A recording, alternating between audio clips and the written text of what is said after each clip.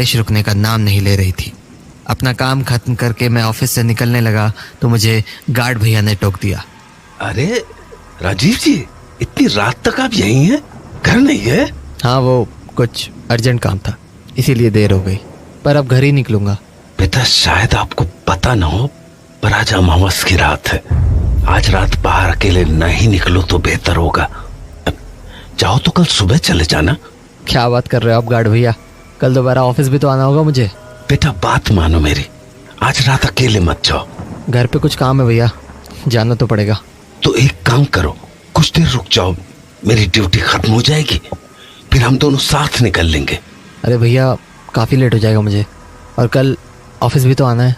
मैं निकलता हूँ, आखिरी बस आती ही होगी, वो छूट गई तो दिक्कत हो जाएगी मुझे। चलो, गुड नाइट। बेटा रुको। देखो, मैं जानता हूँ कि आप मुझसे ज्यादा पढ़े लिखे हो और आपको इन बातों पे ज्यादा भरोसा भी नहीं होगा, पर फिर भी ये अपने साथ रख लो। ये क्या है? माता का अंगार है, मेरी पत्नी ने मुझे दिया था।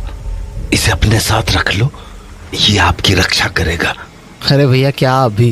बेटा, बात मानो और इसे बस अपने पास रख लो। ठीक है, लाओ। मैंने वो पोटली अपने जेब में रख ली और वहां से निकल गया।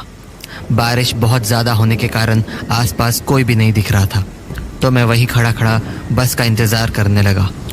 रह रहकर बादल बहुत ज़ोर से गरज रहे थे और मुझे आसपास मेरे अलावा कोई दिख भी नहीं रहा था।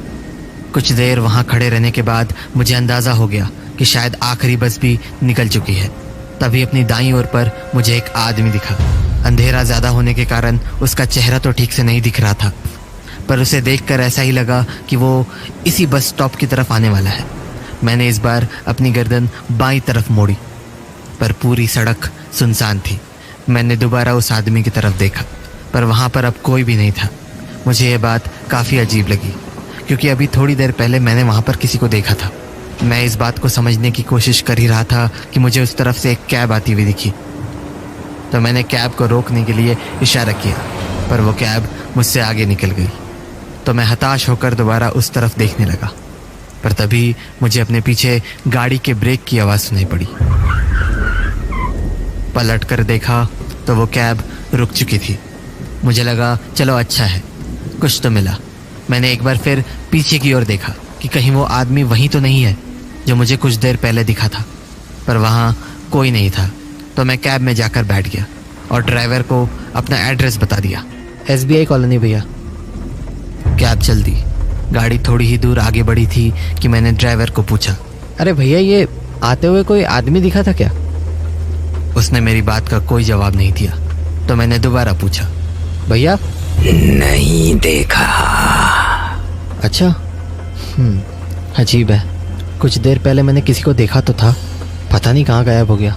वो ड्राइवर कुछ देर गाड़ी चलाता रहा और फिर बोला, आज अमावस की रात है। हाँ, क्या मतलब?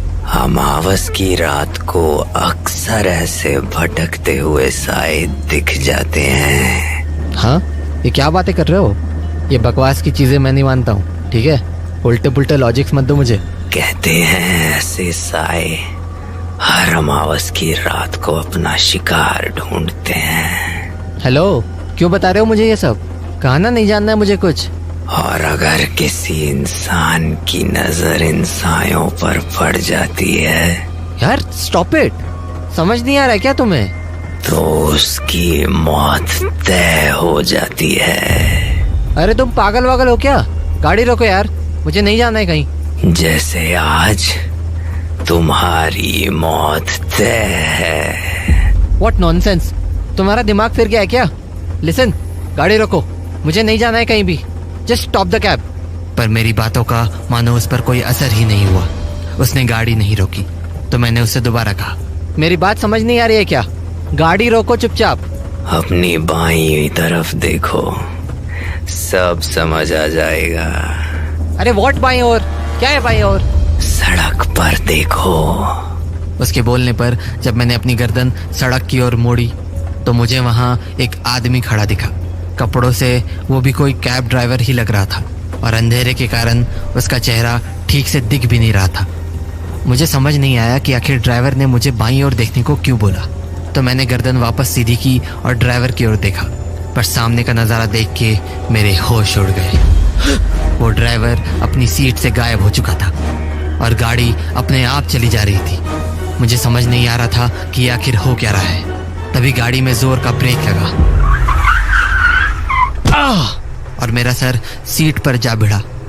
मैंने आंखें खोली तो देखा कि वो ड्राइवर पीछे मुड़कर मुझे ही देख रहा है और फिर उसने मुझसे कहा, साहब क्या हुआ, आप ठीक हो ना? क्या? तुम कहाँ से आए? कहाँ से आया मतलब?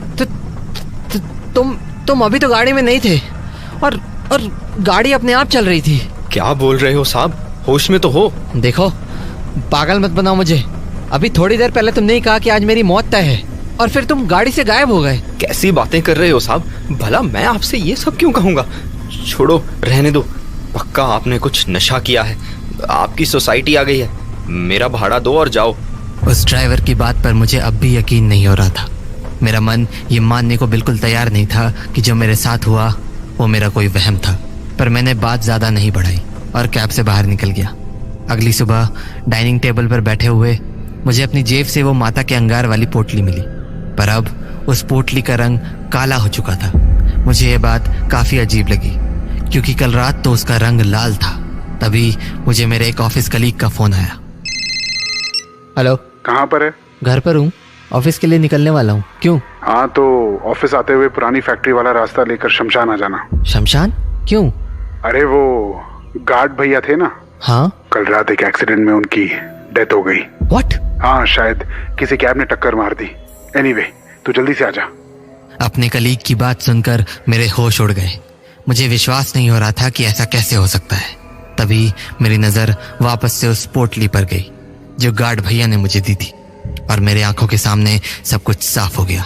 मैं समझ गया कि अगर उस रात मेरे पास वो पोटली नहीं होती तो आज मैं जिंदा नहीं होता।